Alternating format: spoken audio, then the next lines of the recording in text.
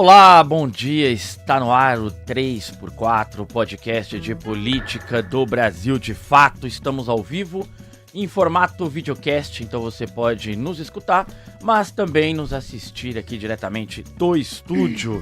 Eu sou Igor Carvalho e aqui ao meu lado, hoje em edição extraordinária e especial, está a nossa repórter Beatriz Ramos. Beatriz, bom dia, tudo bem?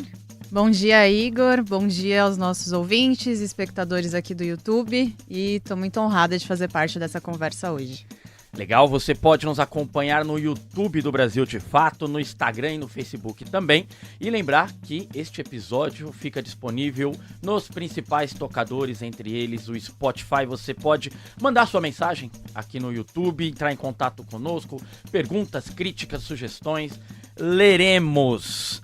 Hoje, você deve estar estranhando o horário, mas é que estamos numa edição especial do 3x4. Nossa convidada nessa edição especial do 3x4 é a ministra Aniele Franco, que desde o dia 11 de janeiro de 2023 chefia o Ministério da Igualdade Racial do governo, do terceiro mandato do governo do presidente Luiz Inácio Lula da Silva. Antes de ser ministra, Aniele Franco é também educadora, jornalista e foi jogadora de vôlei.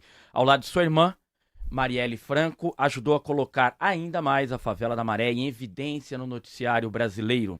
E por falar em sua irmã, nesta semana o judiciário brasileiro colocou fim a uma pergunta que era frequentemente feita nas ruas pelo país: quem mandou matar Marielle Franco? O Supremo Tribunal Federal nesta semana, por unanimidade, a primeira turma do Supremo Tribunal Federal condenou os irmãos Chiquinho e Domingos Brazão por 76 anos de prisão por mandarem assassinar Marielle Franco em março de 2018. Então queria aqui dar bom dia e já agradecer, ministra Aniele Franco. Muito obrigado por aceitar o convite do Brasil de Fato. Eu imagino como está a semana da senhora, então agradeço muito a presença aqui e ter aceito esse convite, viu? Imagina, uma honra. Sou muito fã de vocês. Prazer estar aqui também com você e com Bia. Sim, a semana agitada, mas uma semana que trouxe também um pouco de acalanto pra gente.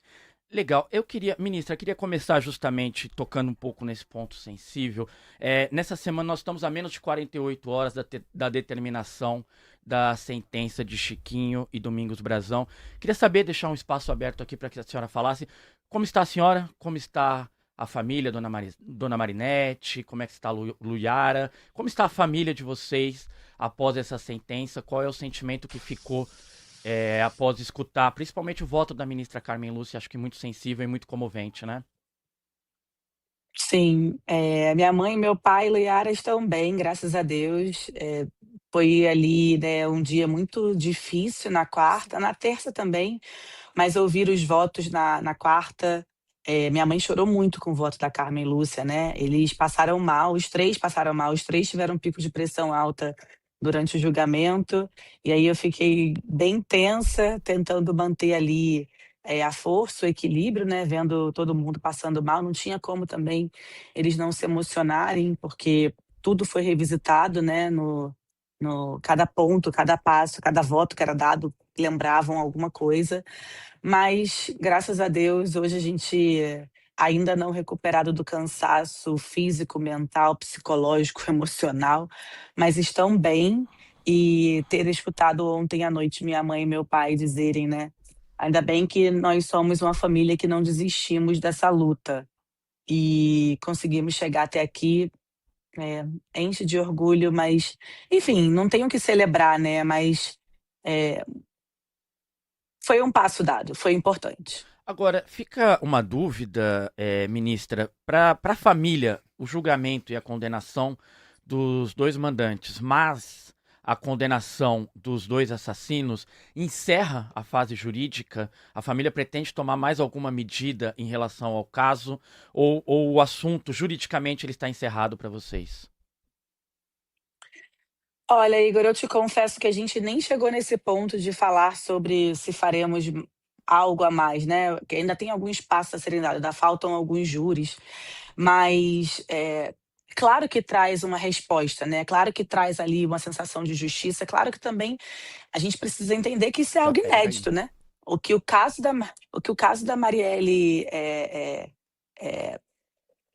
trouxe para a gente, quando que a gente veria, né? Eu escutei isso de um dos advogados quando a gente estava saindo do julgamento.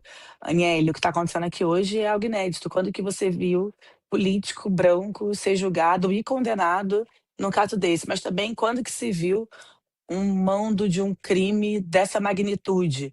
Enfim, eu te confesso, seria leviana se eu dissesse que já temos algo programado, mas não temos ainda. A gente ainda está processando e eu te confesso que a ficha está caindo pouco a pouco. Ministra, na minha visão, o caso ele não trata só de violência política, né? Ele também trata dessa situação agrária desigual que a gente tem no Brasil, dessa relação do crime organizado com o Estado do Rio de Janeiro e, inclusive, também de um descontrole que a gente tem aí nas investigações sobre homicídios. Você que está totalmente a par, né, das investigações feitas em todos. Na sua visão, foi feito algo para mudar esse cenário, essa relação do crime organizado com a política do Rio de Janeiro? Acredito que também a gente está falando do Rio por conta do caso Marielle ser no Rio, né? Mas isso pode se Claro. expandir, sim, para outros estados. Houve algo mudou nesse sentido nesses últimos anos? E aí eu digo tanto de medidas com relação à Polícia Federal, estadual do Rio de Janeiro mesmo, ou também nessa questão agrária de terras no Rio, em bairros aí que são dominados por milícias. Bia, olha, eu concordo com você em parte quando você fala que não é só a violência política, mas de fato, para mim fica muito evidente que foi o maior motivo e fato, né? Por exemplo, eu respeito quem fale, foi um feminicídio político, mas eu acho que diminui o tamanho do problema e da causa da motivação do crime da Mari. Acho que esse é um ponto. E o segundo ponto, é difícil de falar se houve algo, se houve alguma mudança ou não, de uma perspectiva muito do dia a dia ali, de acompanhar, porque de fato tudo que diz respeito ali ao caso da Marielle, né, a gente acompanhava, sabia de cor e etc, mas a gente também não entrou muito nesses detalhes, porque, para mim, não ficava muito claro, nunca ficou e nunca foi muito forte isso dentro de mim, que seria por questões agrárias ou por questões de terra. É claro que tem sim a motivação dela estar ali fazendo reuniões, etc, como você falava no julgamento, é claro que ela estaria ali, né? Em que outro lugar nós estaríamos quando o assunto é proteger as pessoas que mais precisam? Nas favelas, obviamente, nas periferias, nos lugares mais pobres e vulneráveis desse lugar. Mas tem uma coisa que você faz na sua pergunta, que é essa mudança, por exemplo, até mesmo para que a gente chegasse a esse ponto do assassinato da Marielle, houve vontade política, né? Houve uma troca ali, onde a gente, graças a Deus, sai de 2018 a 22 de um governo que literalmente debochava do caso da Marielle e entra num governo com um presidente humanizado, com um presidente que falou, é questão de honra também, ajudar a desvendar quem mandou matar a Marielle. Então, eu tô fazendo esse paralelo para dizer que eu acredito que sim. Acho que o papel da Polícia Federal foi, né, inquestionável, acho que a gente não pode falar aqui, imagina se não tivesse, de fato, a Polícia Federal entrado, o próprio Dino fala, né, a falha das investigações, a demora dessa investigação arrastada e mal conduzida. Tanto é que, infelizmente, tinha uma pessoa que estava à frente das investigações que está presa agora. Então eu iria um pouco por esse lado, assim, né? Eu acho que teve uma mudança, mas talvez ainda não visível o suficiente para que as pessoas percebam e vejam, porque eu estou falando diretamente do caso da Mari.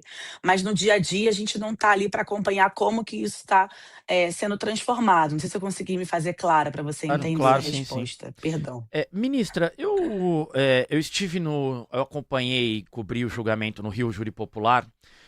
dos dois assassinos, o Elcio Queiroz e o Rony Lessa, e ficou evidente, havia imprensa do mundo inteiro, muita pressão popular na frente do tribunal.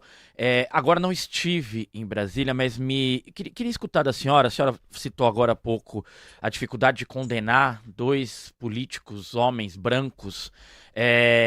A senhora acredita que fosse esse julgamento no Rio de Janeiro, com a revelada já relação que existe entre o poder, as milícias no Rio de Janeiro, a política, fatos que inclusive sua irmã ajudou a tornar público.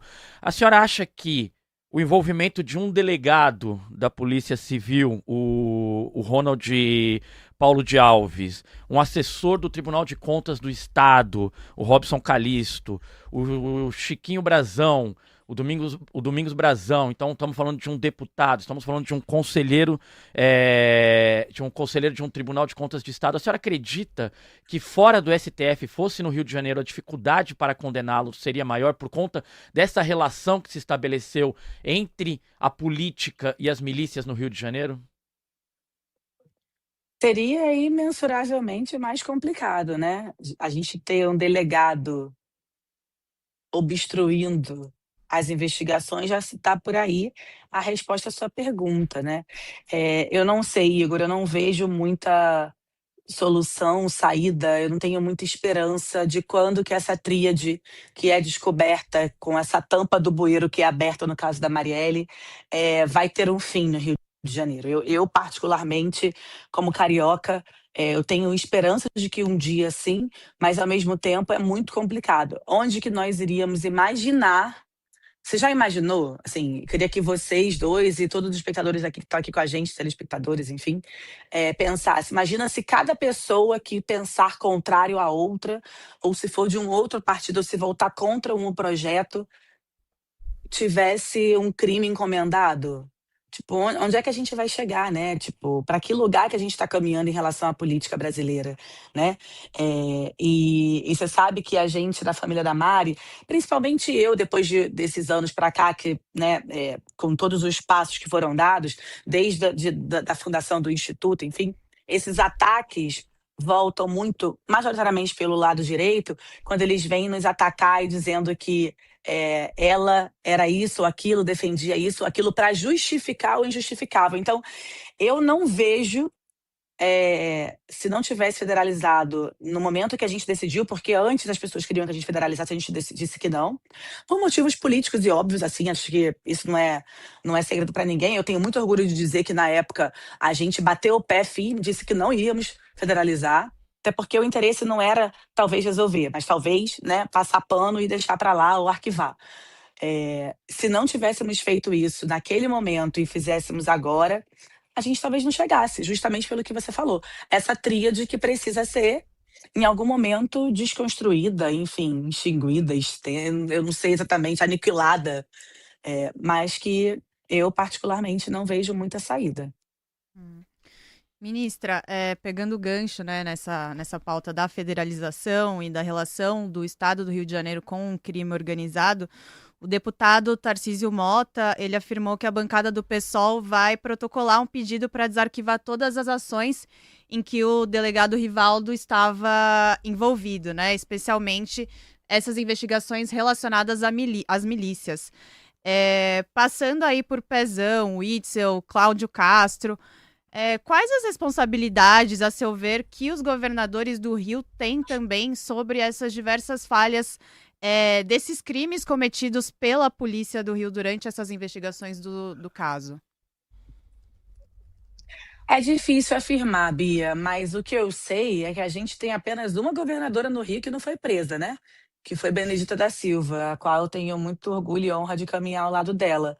Mas é claro, se você chega no cargo público, o que quer que esteja à sua alçada, ou abaixo, ou ao lado, à frente, você tem que ser responsabilizado. Você tem que ter ali o caráter, o valor, a vontade política de cada vez mais estar. Nós sentamos com dois desses governadores que você citou aí, diante do caso da Mari, e todos eles falavam: olha, a gente está aqui para ajudar, para resolver Quanto a isso, eu não posso falar nada. Óbvio que nunca foi assim um pedido de aceite de uma reunião imediata, né? Pelo contrário, quando a reunião era aceita, era 1 hora esperando, 1 hora e meia esperando as bênçãos chegarem para falar com a família da Marielle, porque também nunca talvez tiveram interesse disso.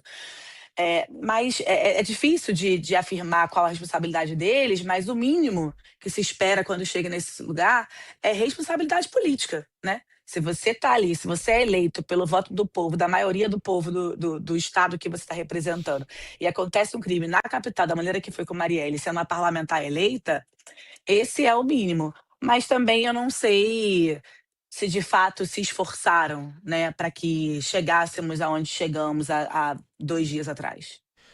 Agora, ministra, queria caminhar um pouquinho a conversa para falar sobre o Ministério da Igualdade Racial com a senhora. A senhora está à frente do Ministério desde o dia 11 de janeiro de 2023, com o desafio de reconstruir esse espaço dentro de um governo federal. E a senhora tem trabalhado com um orçamento muito enxuto. O orçamento do Ministério da Igualdade Racial é o menor na esplanada dos ministérios. 203 milhões de reais será o valor deste ano. É possível fazer política real com esse valor? Ou a senhora acaba tendo limitações que permitem a senhora apenas incidir nos temas nevrálgicos da sua pasta? Igor, tanto é possível como foi possível. É que tem uma coisa que as pessoas talvez não tiveram acesso, eu acho que aqui é um ótimo canal, ótima oportunidade para falar sobre isso. Mesmo o ministério, por si só, sendo considerado, né, com esse orçamento um dos menores da esplanada, na verdade, quando a gente conseguiu transversalizar, a gente ficou ali de igual para igual com outros ministérios. Por que eu estou falando isso? Porque muitas das ideias e das ações do governo federal em conjunto foram feitas também por algumas questões que nós levávamos diretamente aos ministros. Eu posso te dar um exemplo aqui perfeitamente do pé de meia, né? O pé de meia ele abarcou ali inúmeras famílias, inúmeros jovens negros, porque uma das maiores dificuldades que a gente teve na transição, que é isso, quando o presidente me anuncia ali no 21 de dezembro, a gente começa a trabalhar a partir dali, a posse que é no dia 11 de janeiro. Mas dali, o que saiu da transição que a gente trabalhou e participou entre novembro e dezembro? A evasão escolar. Estou pegando aqui o pé de meia porque foi o primeiro que veio na minha cabeça. E aí a evasão escolar, qual era o principal motivo? Os jovens saindo para trabalhar. E quem era o principal foco e dado e que estava ali constando?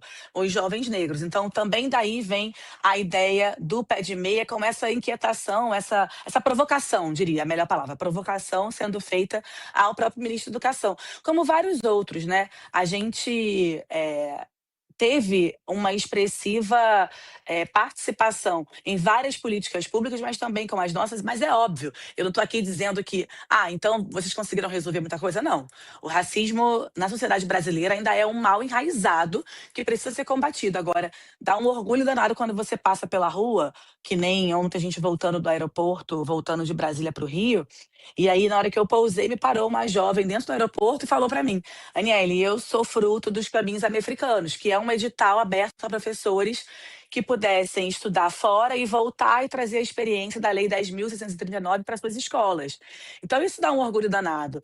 Não estou dizendo aqui que a gente conseguiu fazer tudo que queríamos. Não sou leviano desse jeito, pelo contrário. Acho que tem muita coisa a ser feita. Mas muitos passos foram dados, mesmo com esse orçamento que, historicamente, é o primeiro e o maior orçamento da história para a política de igualdade racial.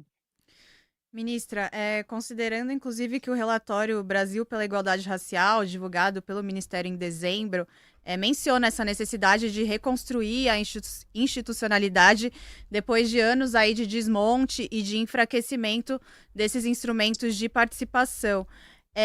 Quais, a seu ver, então, seriam essas principais limitações que foram enfrentadas e que ainda precisam ser enfrentadas pelo Ministério?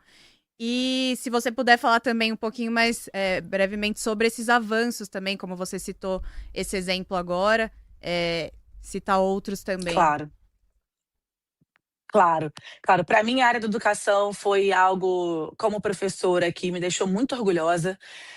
A questão da moradia também, do acesso à terra, né? A gente conseguiu ali bater o recorde na gestão com as estruturações para terras quilombolas e povos de terreiro.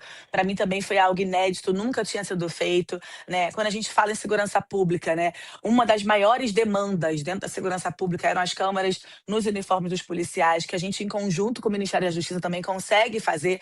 E teve muito governador, teve muita gente que foi contra, mas que teve que ceder porque isso foi aprovado, né? Na área da saúde, pela primeira vez, ainda era a ministra Anísia, ainda hoje com o ministro Padilha, a gente tem um recorte especificamente à população negra, para a saúde da população negra, que, para além das campanhas inúmeras que nós fizemos, tinha ali um retrato para combater a anemia falciforme, violência obstétrica e tantas outras atrocidades que a população negra enfrenta e passa ainda quando se chega a um hospital, por exemplo, para ter um filho, né?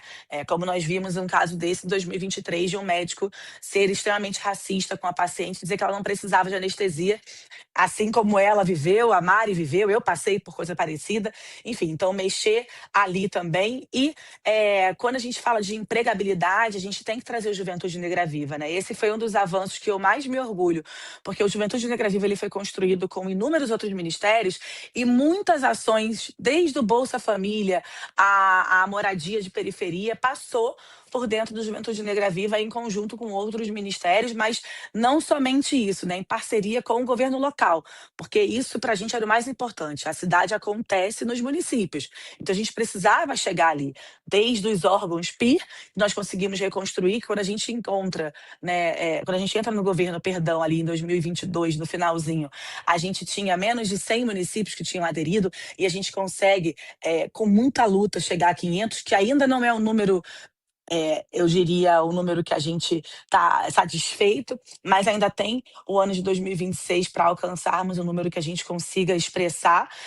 Enfim, teve muito avanço, mas ainda assim, eu acho que no ponto-chave, Bia, eu diria que mesmo com todas as políticas públicas que têm sido pensadas e feitas pelo governo federal liderado pelo presidente Lula, ainda há muito a se avançar, né? Ainda há muito a ser feito. Olha o que a gente está passando e vivenciando agora, né, em Minas e em Paraty aqui. Então, existem ações imediatas ainda que precisam ser tomadas, mesmo o governo ali fazendo um plano de 3 milhões imediato para ajudar nessa questão da chuva, são ações que têm que ser feitas continuamente. E aí, para você fazer isso, de fato, quem entrar tem que ter responsabilidade política e vontade política também para fazer. Ministra, em outubro de 2024, 10 organizações do movimento negro divulgaram uma carta apontando alguns questionamentos ao ministério que a senhora dirige. Queria saber, quase um ano e meio depois, como é que está a relação da senhora com o movimento negro brasileiro? Olha, Igor, eu sempre fui do diálogo e da escuta. Não teve nenhum momento que alguém tenha pedido uma reunião, que se não pôde ser a ANL, o Ministério atendeu. E eu tenho muito orgulho de falar sobre isso, assim. Eu vim do movimento, né? Eu vim daqui, sei como o movimento funciona, tenho muito orgulho de fazer parte. O que a gente viveu na COP, o que a gente viveu na Quinta Conferência Nacional pela Igualdade Racial, assim, com mais de 5.000 pessoas ali presentes, com diversos movimentos. A gente tem um conselho restabelecido. Então, ao meu ver, essa construção ela tem sido democrática com sociedade civil e com o governo, porque é o que tem que acontecer.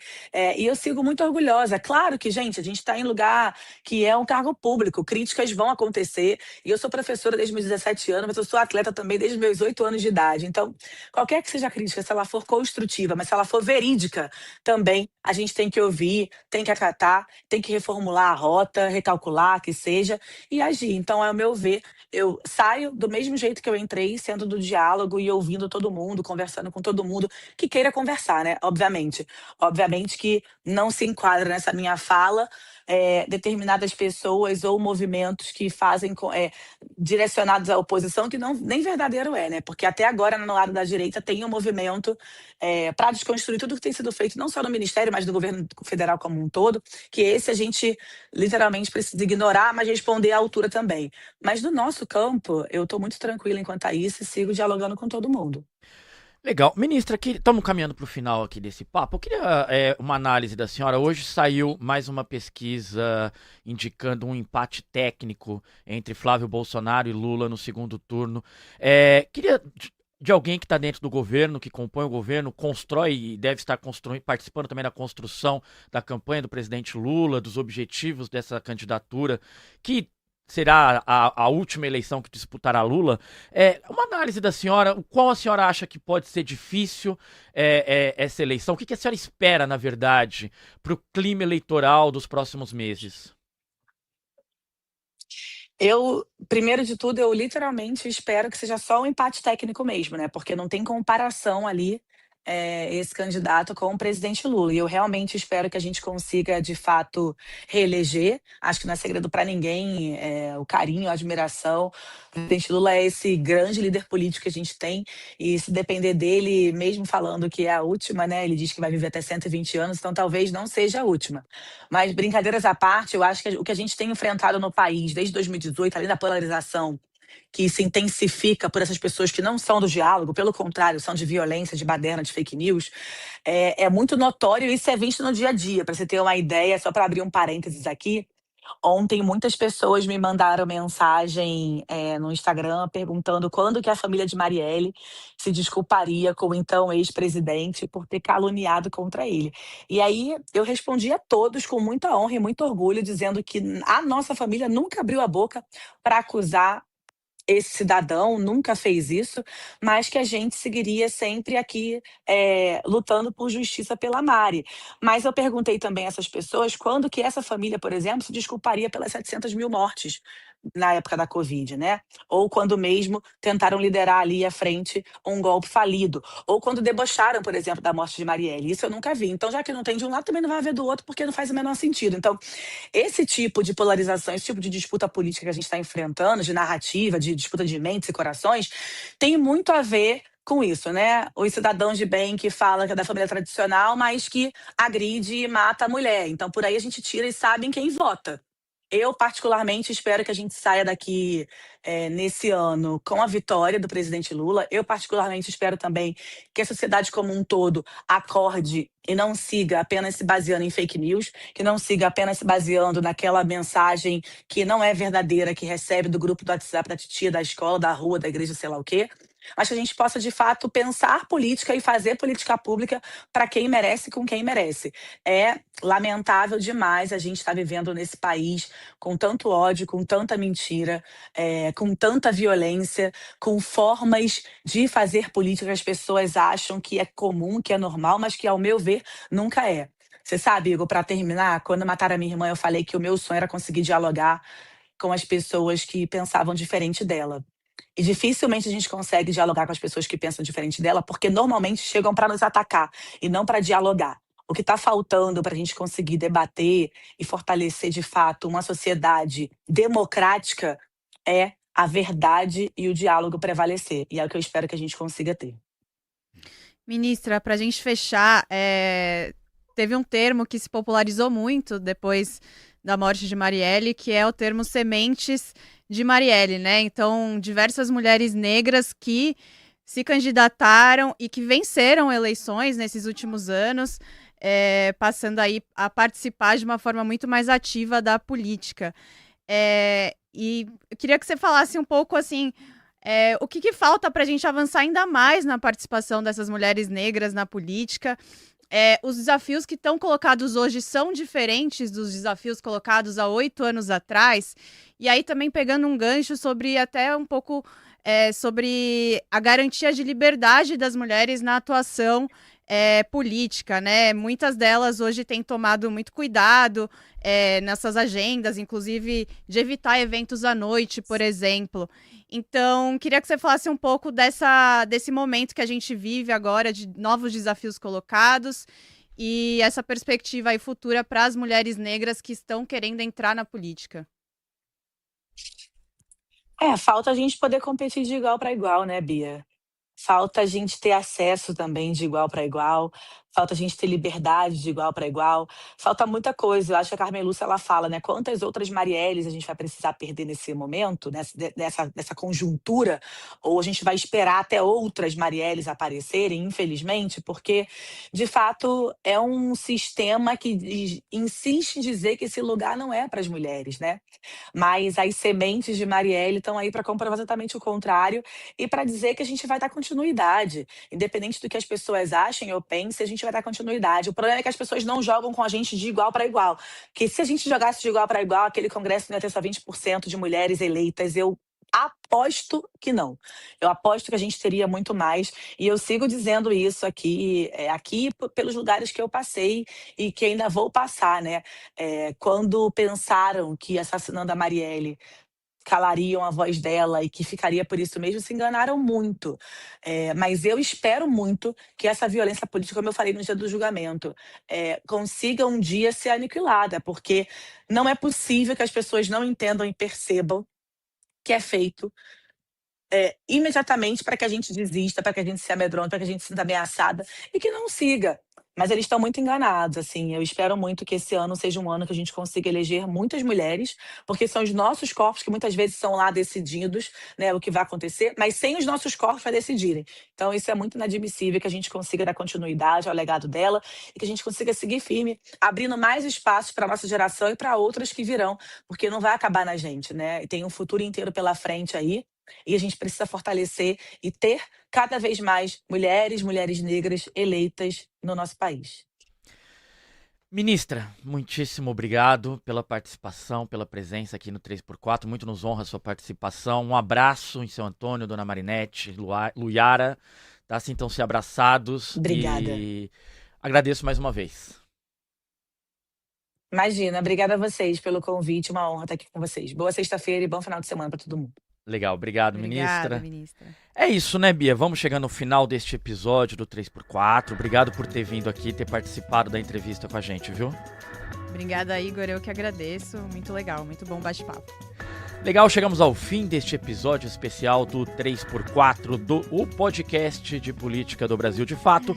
Voltaremos com a programação normal do podcast na próxima terça-feira, às 3 horas da tarde, ao vivo no YouTube e nas redes sociais do Brasil de Fato.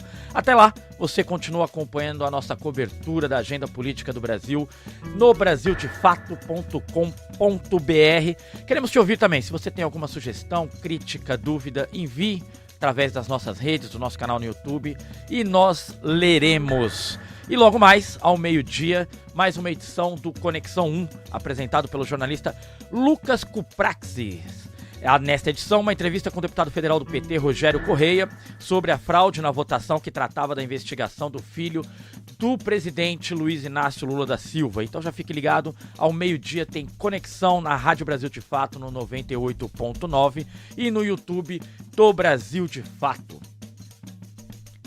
O 3x4 é apresentado e roteirizado por mim, Igor Carvalho, e por Beatriz Ramos. A direção é de Camila Salmásio, a produção Letícia Holanda, a trilha sonora original de Alejandra Luciani, trabalhos técnicos de Nelson Calura e Otávio Gabriel, a identidade visual de Rafael Canoba. No Brasil de Fato, a coordenação de redes sociais é da Rafaela Cury, a coordenação de jornalismo é da Monize Ravena e do Lucas Stanislau, e a direção executiva é da Nina Fidelis. Até semana que vem.